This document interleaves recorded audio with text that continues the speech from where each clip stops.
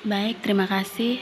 Saya Jiska Tulisa Babis dari kelompok 5 akan menjawab pertanyaan Saudari Irmina dengan bunyi pertanyaan, jelaskan dan berikan contoh teknik kendal, chi-square, P-coefficient, Goldman-Kruskal, Sommer, dan Wilson. Seperti yang kita ketahui bahwa uji korelasi kendal tau atau disimbolkan dengan T digunakan untuk mencari hubungan dan mengkaji hipotesis dua variabel atau lebih dan datanya berbentuk ordinal. Rumusnya yaitu tau sama dengan 2S per N kali N kurang 1.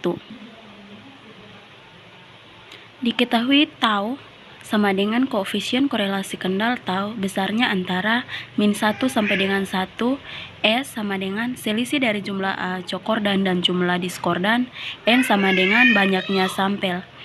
Cokordan artinya jumlah pasangan peringkat Y dan X yang meningkat tapi tidak boleh sebaris, sedangkan diskordan artinya jumlah pasangan peringkat Y dan X yang menurun tapi boleh sebaris. Maka peringkat yang sudah terurut dijadikan sebagai acuan, sedangkan peringkat yang tidak terurut dijadikan sebagai peringkat awal di pasangan cokordan atau diskordan. Contoh soalnya yaitu seorang peneliti ingin mengetahui hubungan antara tingkat anxiety dengan tingkat stres pada karyawan PT Eliangga. Alat ukur yang digunakan untuk mengukur kedua variabel penelitian adalah kuesioner yang masing-masing baris 25 item dengan 4 skala. Ujilah apakah terdapat hubungan yang signifikan antara tingkat anxiety dengan tingkat stres. Alpha sama dengan 0,0 dari peneliti yang dilakukan. Data yang berhasil dihimpun adalah sebagai berikut. Nah, ini merupakan tabel tingkat anxiety dan tingkat stres pada karyawan PT Eliangga. Penyelesaiannya yaitu A sama dengan merumuskan hipotesis HO sama dengan tidak terdapat hubungan yang signifikan antara tingkat anxiety dengan tingkat stres pada karyawan, sedangkan H1 sama dengan terdapat hubungan yang signifikan antara tingkat anxiety dan tingkat stres pada karyawan. Nah, ini merupakan tabel untuk menentukan ranking cokordan dan ranking diskordan. Kita lihat pada tabel anxiety. Kita lihat pada angka baris pertama hingga baris terakhir. Itu datanya sudah terurut mulai dari 90, 88 hingga 37. Sedangkan pada kolom tingkat stres, kita lihat pada baris pertama, baris kedua hingga baris terakhir. Kita lihat pada baris pertama itu 89, 90. Dari baris pertama dan baris kedua ini sudah kelihatan tidak terurut karena dari baris pertama itu angkanya 49 dan baris kedua itu 90. Akan tetapi kita lihat lagi dari baris kedua hingga baris terakhir itu angka-angkanya sudah terurut. Kita lihat lagi pada kolom diskordan. Itu pada baris pertama terdapat angka 10 yang didapat dari jumlah pasangan R2 dan R1. Nah, sebelum kita menghitung, kita perlu ketahui bahwa cokordan artinya jumlah pasangan yang peringkat Y dan X yang meningkat tapi tidak boleh sebaris. Nah, kita lihat pada R2 dan R1. R2, R1 kita tidak bisa dihitung karena sebaris. R2 pada kolom pertama dan R1 pada kolom kedua yaitu 22. Itu kita tidak bisa hitung karena angkanya sama. Terus 2, 3 ini bisa dihitung karena angkanya tidak sama lalu tidak sebaris, maka kita hitung dari 23, 24, 25, 26, 27 hingga 12 di mana mendapatkan hasil 10, kita tulis 10. Lalu yang kedua 212 ini tidak bisa dihitung karena sebaris. 23 bisa, 24 13 14 bisa dihitung, 15 bisa, 16 hingga 12 bisa, dimana mendapatkan hasil 10 kita tulis pada kolom cokordan yang kedua. Lalu yang ketiga, 43 tidak bisa dihitung, 44 tidak bisa dihitung karena angkanya sama, 45 bisa, 46 bisa, 47, 48, 49 hingga 12, dimana mendapatkan 8 kita tulis di kolom baris ketiga, kolom cokordan. Selanjutnya 34, 35, 36 sampai 312 mendapatkan hasil juga 8, maka kita tulis pada kolom cokordan. Demikian pula selanjutnya. Sedangkan pada kolom diskordan, seperti yang kita ketahui bahwa diskordan artinya jumlah pasangan peringkat Y dan X yang menurun tapi tidak boleh sebaris. Nah, kita lihat pada R2 dan R1. Pada baris pertama ini angkanya 1 berarti nilainya menurun. Kita hitung 1. Sedangkan R2 tidak bisa karena angkanya sama. R3 23 tidak bisa karena angkanya sudah lebih besar. Maka yang kita dapat adalah 21, yaitu 1. Sedangkan 12 tidak bisa, tidak bisa karena angkanya lebih besar. 13 tidak bisa karena angkanya juga besar, maka kita tulis 0. Selanjutnya 43 bisa karena angkanya lebih kecil, 44 tidak bisa karena angkanya sama, maka kita tulis 1. Demikian pula selanjutnya. Maka kita dapatkan total dari cokordan yaitu 60 dan diskordan yaitu 6. Maka kita rumuskan sebagai S sama dengan total cokordan kurang diskordan, sama dengan 60 kurang 6 sama dengan 45. Sama dengan 60 kurang 6 sama dengan 54. Kita lanjut pada poin berikutnya, yaitu statistik uji. Tau sama dengan 2S per N kali N kurang 1. Tau sama dengan 2 kali 54 per 12 kali 12 min 1. Tau sama dengan 108 per 132. Tau sama dengan 0,818. Pada poin berikut yaitu uji signifikasi. Karena N sama dengan 12, maka kita lihat tabel yang tadi kedua, maka HO jika T hitung lebih besar dari T tabel, T hitung sama dengan 0,818, T tabel sama dengan 0,576, T hitung lebih besar dari T tabel, maka HO ditolak dan HI diterima. Maka kesimpulannya terdapat hubungan yang signifikan antara tingkat anxiety dengan tingkat stres pada karyawan. Selanjutnya yaitu teknik uji chi-square atau dikenal sebagai uji chi kuadrat, adalah salah satu cara yang digunakan untuk menyampaikan atau menunjukkan keberadaan hubungan ada atau tidaknya antara variabel yang diteliti. Rumusnya yaitu X kuar sigma K kali I sama dengan 1 kali FO kurang FE kuadrat per FE. Contoh soalnya itu, pada suatu penelitian yang melibatkan antara hobi dengan jenis kelamin, para peneliti ingin melihat ada tindakannya hubungan yang berbentuk antara kegemaran berolahraga dengan jenis kelamin. Berikut data yang tersedia. Yang pertama, jumlah wanita yang memiliki hobi berolahraga 15, sedangkan pria 29. Jumlah wanita yang memiliki hobi komputer yaitu 27, sedangkan pria 27.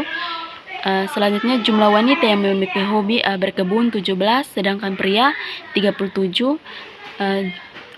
Nomor 7 yaitu jumlah wanita yang memiliki hobi belanja 29, sedangkan pria 35. Poin selanjutnya yaitu rumusan hipotesis.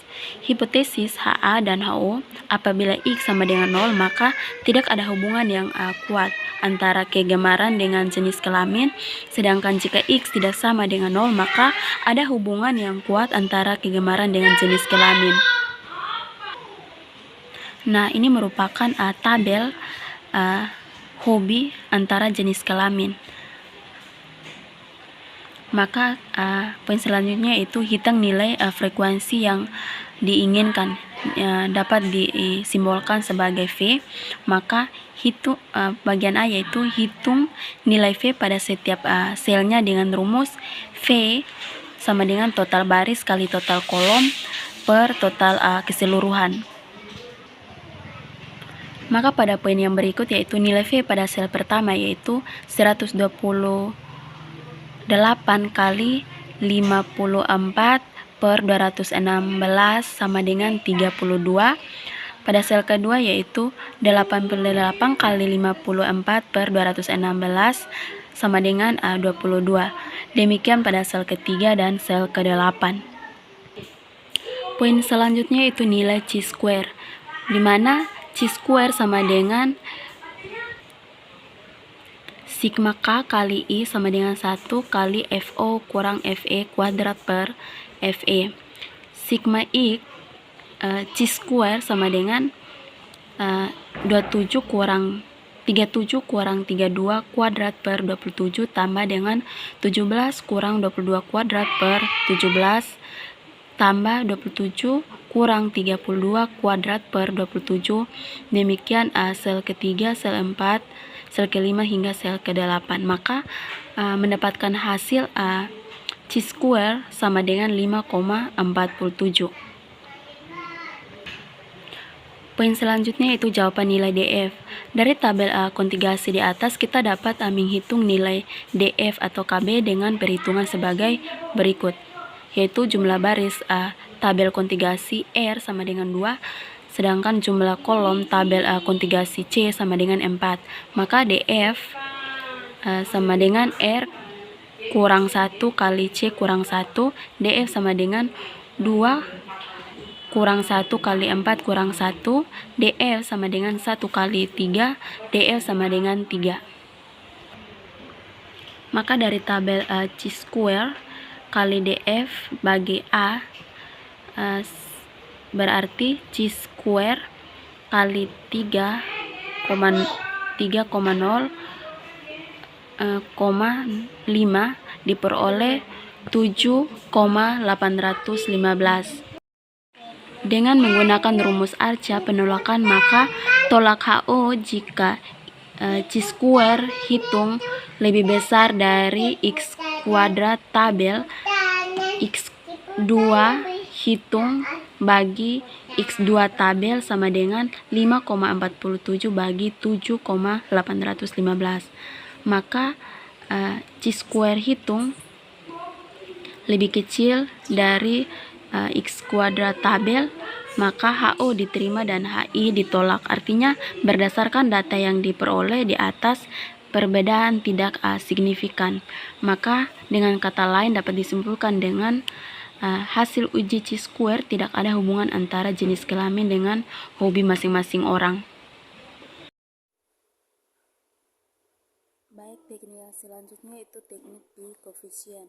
Adalah salah satu teknik korelasi yang digunakan apabila teknik yang digunakan datanya benar-benar dikotomik atau terpisah. Terpisah di sini yaitu data-data yang murni yaitu tidak bisa disatukan. Lambangnya yaitu Pi. Rumusnya yaitu A D min BC per akar dari A tambah B kali C tambah D kali A tambah C kali B tambah D. Contoh soalnya adalah pada suatu penelitian melibatkan hobi dan jenis kelamin para peneliti. Nah, ini adalah tabel hobi antara jenis kelamin pria dan wanita. Diketahui bahwa 37 kali 27 kurang 17 kali 27 per akar dari 27 tambah 17 kali 27 tambah 27 kali 27 tambah 27 kali 17 tambah 27 sama dengan 999 kurang 459 per 8.211,456 sama dengan 540 per 8.211,456, maka mendapatkan hasil 65,761. Dapat kita ketahui bahwa DF sama dengan produk momen atau NR sama dengan variabel. Maka DF sama dengan N kurang NR sama dengan 108 kurang 2 sama dengan 106. Dengan demikian Pi yang kita peroleh yaitu 65,761, lebih besar jika dibandingkan dengan tabelnya. Dengan demikian hipotesis tidak diterima, maka dapat disimpulkan tidak ada hubungan antara jenis kelamin dengan hobi masing-masing orang. Menjawab sanggahan dari saudara Edwina. S sama dengan 2, di mana S merupakan skor total. Jadi total dari koefisiennya sama dengan min 2, dan N itu merupakan pasangan ranking yang menjadi objek dalam pengajian objek terbanyak. Jadi N objek terbanyak di sini merupakan 4, jadi N sama dengan 4. Maka didapat koefisien korelasi kendalinya itu sama dengan 2 kali min 2 bagi 4 kali 4 kurang 1. Jadi hasilnya min 0,33. Sekian jawaban dari saya. Ya baik, terima kasih. Saya atas nama Mercimbado dari kelompok 5 mata kuliah statistik. Di sini saya akan melanjutkan dan menjawab pertanyaan dari saudara Eka Putrakatu. Bunyi pertanyaannya yaitu yang pertama, dua variabel yang dikatakan berasosiasi karena variabel yang satu mempengaruhi variabel lainnya. Contohnya seperti apa? Kemudian yang kedua, dua variabel yang disebut independen karena tidak terjadi pengaruh antara variabel yang satu dengan variabel lainnya. Contohnya seperti apa? Nah, variabel yang bisa dikatakan berasosiasi, variabel yang satu mempengaruhi variabel lainnya, itu bisa disebut dengan variabel timbal balik. Nah, apa yang dimaksud dengan variabel timbal balik? Nah, hubungan antara variabel dikatakan bersifat timbal balik jika variabel yang satu itu mempengaruhi variabel lainnya dan sebaliknya juga seperti itu. Nah, contoh hubungan variabel secara timbal balik. Misalkan, variabel rasa percaya diri itu kita lambangkan dengan variabel X mempengaruhi prestasi belajar. Jadi, kita prestasi belajar itu dengan variabel Y dan sebaliknya. Nah, prestasi belajar juga mempengaruhi rasa percaya diri. Nah, itu merupakan salah satu variabel timbal balik. Nah, variabel timbal balik, teman-teman bisa lihat ini variabel timbal balik Y itu bisa dilambangkan dengan prestasi belajar. Kemudian variabel X itu bisa dilambangkan dengan rasa percaya diri. Jadi di situ ada hubungan timbal balik.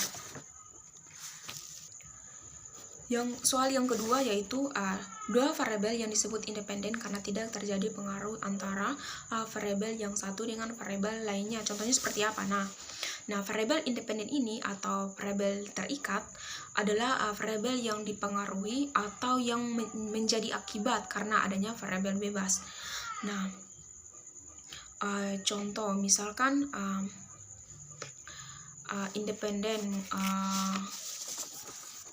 motivasi belajar itu dengan atau mempengaruhi atau kita simpulkan dengan variabel X. Kemudian prestasi belajar kita bisa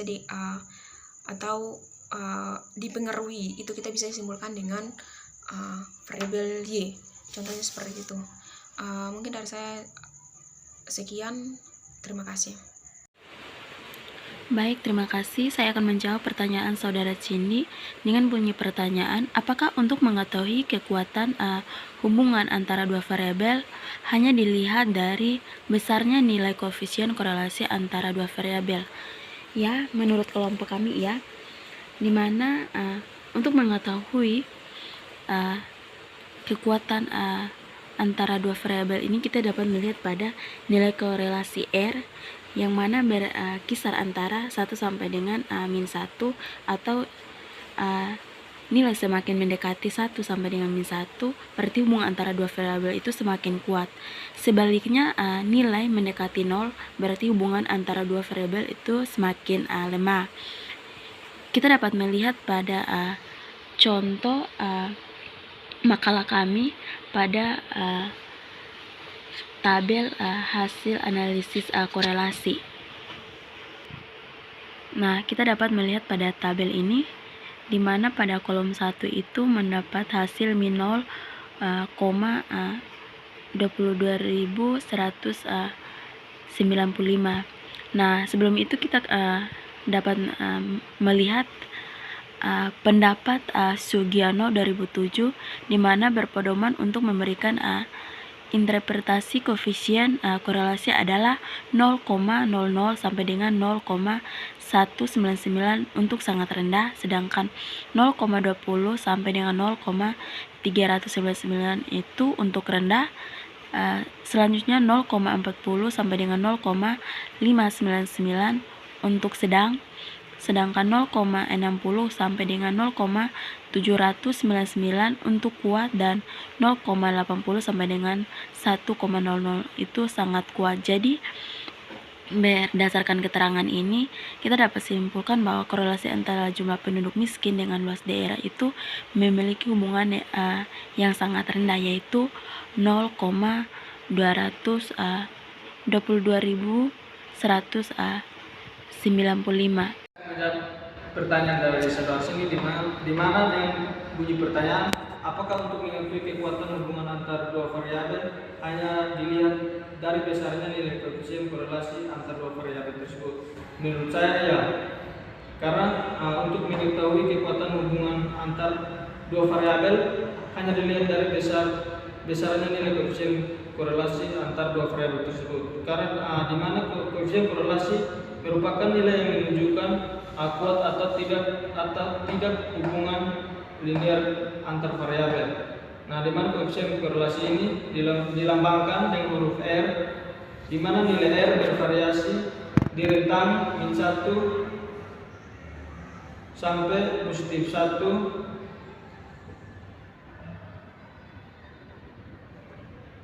Nilai R yang mendekati angka min 1 atau positif 1 memberikan informasi bahwa kedua variabel memiliki hubungan yang kuat.